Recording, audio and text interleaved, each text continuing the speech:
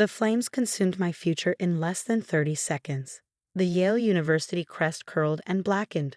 My name, Amara Okafor, disappearing into ash as my mother held the acceptance letter over the kitchen stove. "Girls don't need education, your brother does," she sneered, brushing the ashes into the sink. "You'll marry a good man. Tunde will be the doctor. That's how it should be." I stood frozen, watching the remnants of 4 years' work wash down the drain. Every AP class, every sleepless night, every perfect essay score, gone. Behind her, my father nodded approvingly while my younger brother Tunde smirked from the doorway, already wearing the Harvard hoodie bought with money saved from my college fund. "You'll thank me someday," my mother continued, wiping her hands on her apron like she'd just finished a routine chore. "American universities fill girls' heads with dangerous ideas. Better you stay here, learn to cook properly, find a husband from a good family." I didn't cry. I learned years ago that tears only fed their conviction that women were too emotional for real accomplishment. Instead, I memorized the scene, the satisfaction in her eyes, the smoke still lingering in the air, the April sunlight streaming through windows I'd soon never see again.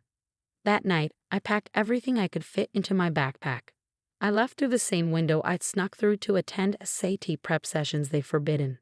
I had $347 saved from tutoring jobs they didn't know about, a full scholarship to a state school they'd never heard of, and a fury that would fuel me for the next decade. I didn't say goodbye. The first years were brutal.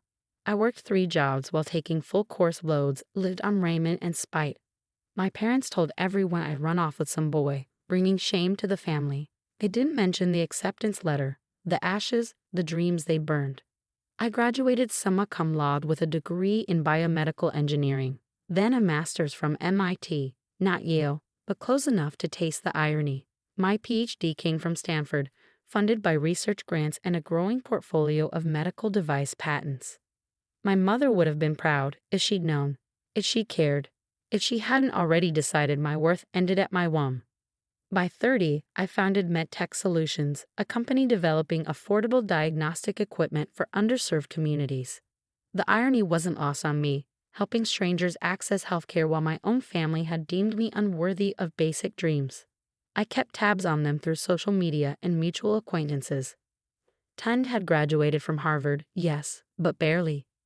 He'd opened a small practice in our hometown, married the daughter of my mother's best friend, and settled into the life planned for him. The golden child, following the golden path. My parents aged in photos, their smiles growing tighter each year. They still told people they had 1 child. Sometimes, when vendors at medical conferences asked about my unusual last name, I'd say my parents were dead. It felt true enough. Then, exactly 10 years after the burning, my phone rang at 2 a.m. Unknown number, but I recognized the international code. Nigeria. Home. Former home. I almost didn't answer, but curiosity won. "Amara?" The voice was smaller than I remembered, fragile like ash. "It's your mother." I said nothing. 10 years of silence couldn't be broken by her saying my name. "I know you hate me," she continued, words tumbling out. "But please, we need help. Tunde, there was an accident. A surgery went wrong. The patient died, and the family is suing. We'll lose everything, the house, the practice, everything." Still, I said nothing. "The lawyers need $2 million.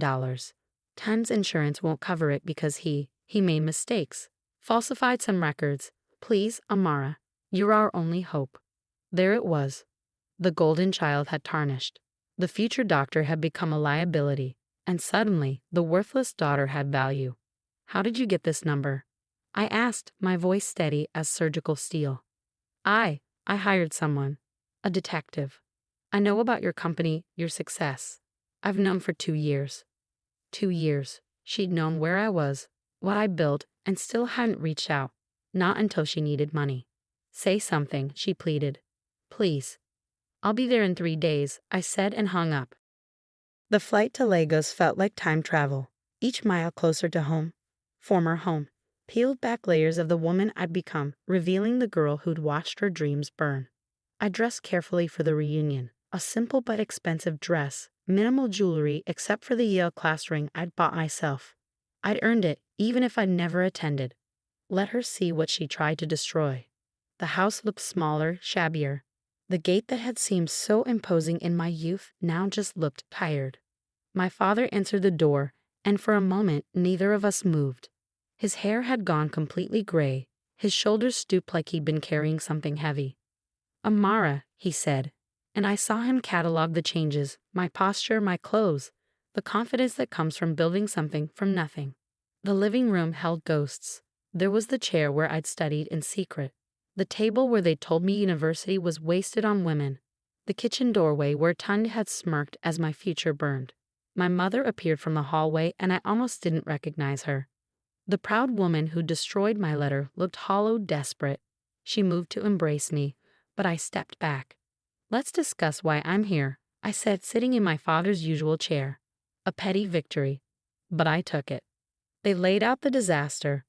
Tunde had botched a routine surgery, then tried to cover it up by altering records. The patient, a young mother, had died. Her family wanted justice. The evidence was damning. "He's a good boy," my mother insisted. "He just made one mistake." "Falsifying medical records isn't a mistake," I said. "It's a crime." "You don't understand," she snapped, some of her old fire returning. "We gave him everything. The best schools, the best opportunities." "The best opportunities," I repeated, tasting the words. "Tell me what happened to my Yale acceptance." Silence. My father looked away. My mother's mouth opened, closed, opened again. "That was different," she finally said. "You were a girl. It wasn't practical. I was valedictorian. Perfect sets. Full scholarship." I pulled out my phone, showed them my company's website. Last year, MedTech Solutions generated $50 million in revenue. We've provided diagnostic equipment to over 300 clinics in rural areas. I have 47 patents. Each achievement was a nail in the coffin of their assumptions. "We did what we thought was best," my father said quietly. "You did what was easiest," I corrected, following traditions instead of seeing who your children actually were. My mother's hands trembled. "Will you help Tunde?" I looked at her for a long moment. Yes. Hope flickered in her eyes. "But not how you think." I pulled out a folder I brought. "I'll pay for the victim's family to have the best legal representation. I'll ensure they get justice for their loss. As for Tunde, he'll face the consequences of his actions. You would destroy your own brother." My mother gasped. "I would hold him accountable, something you never did." I stood. "You burned my acceptance letter because you said girls don't need education. You were wrong. Education taught me the difference between justice and enabling. It taught me that some bridges, once burned, can't be rebuilt." "Amara, please," my father said. "We're family." "Family?" I laughed, but it was sharp, brittle. "You told everyone I ran off with a boy. You erased me from family photos. You had one child for 10 years. Don't invoke family now." I headed for the door, but turned back one last time. "You know what the irony is? If you let me go to Yale, become a doctor like I dreamed, I might have helped Tunde for free. I might have been the daughter you could have been proud of. Instead, you burned that possibility. And now, like everything else you've touched, it's just ash." My mother sobbed. "What will we do?" "What I did," I said. "Start over with nothing. Maybe you'll learn what I learned, that sometimes the best thing that can happen is losing everything you thought mattered." I left them in their living room, surrounded by photos of their golden child and empty spaces where I should have been. The taxi to the airport smelled like Lagos traffic and new beginnings. 3 months later, I read about Tunde's conviction in an online Nigerian newspaper. Medical license revoked, 2 years in prison, the family practice sold to pay settlements. My parents had moved to a small apartment in a different state, starting over in their 60s. I felt no satisfaction, just a hollow ache where family should have been.